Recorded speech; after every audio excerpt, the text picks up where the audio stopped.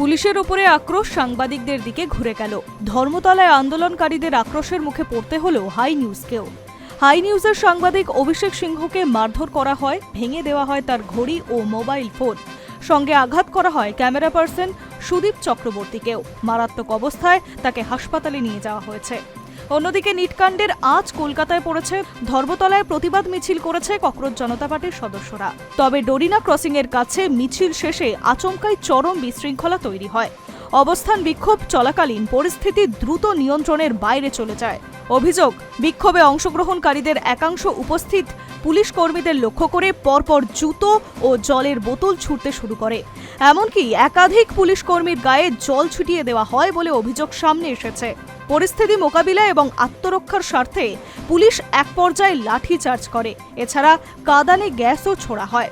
পুলিশের আচমকাই কড়া পদক্ষেপে পুরো এলাকা জুড়ে ছত্রভঙ্গ হয়ে যায় বিক্ষোভকারীরা। নিট পরীক্ষায় পূর্ণ স্বচ্ছতা ফেরানো এবং শিক্ষা কেলেঙ্কারির দায় নিয়ে কেন্দ্রীয় শিক্ষামন্ত্রী ধর্মেন্দ্র প্রধানের ইস্তফার দাবিতে শুক্রবার শিয়ালদা থেকে ধর্মতলা পর্যন্ত এক বিশাল মিছিলের ডাক দিয়েছিল বাম ছাত্র সংগঠনগুলি। তবে দিল্লির আন্দোলনের সরাসরি আজ যে কলকাতায় এইভাবে এসে পড়বে তা হয়তো পুলিশ ও প্রশাসন কেউই আঁচ করতে পারেনি। অন্যান্য ছাত্র সংগঠন ও আন্দোলনের সমর্থকরা পুলিশের কাছে আলাদা মিছিলের অনুমতি চেয়েও পাননি। কিন্তু অনুমতি না মিললেও কি হবে, শেষ পর্যন্ত বামেদের ডাকা এই বিশাল মিছিল এসে মিলেমিশে একাকার হয়ে যায় কলকাতার ককরোচরা। কিন্তু মিছিল শুরু হওয়ার কয়েক মুহূর্ত পর থেকেই দফায় দফায় উত্তেজনা ছড়ায় ধর্মতলায়।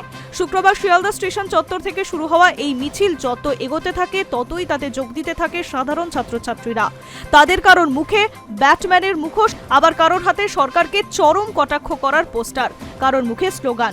আন্দোলনকারীদের স্পষ্ট বক্তব্য, দিল্লির যন্তর মন্তরে যা চলছে তা শুধু রাজধানী শহরের বিষয় নয়, গোটা দেশের লাখ লাখ ছাত্রছাত্রীর ভবিষ্যতের লড়াই। সেই কারণেই কলকাতার রাজপথে নেমে সোচ্চার হয়েছে তারা। তবে মোটামুটি যা আজ করা হচ্ছিল তাই হয়েছে। এই মিছিলকে কেন্দ্র করে চরম উত্তেজনা ছড়ায় শহরে। যদিও ইতিমধ্যেই রাজ্যের মুখ্যমন্ত্রী শুভেন্দু অধিকারী এই আন্দোলন প্রসঙ্গে বলেন, দেশ বিরোধী শক্তিকে উৎখাত করা হবেই।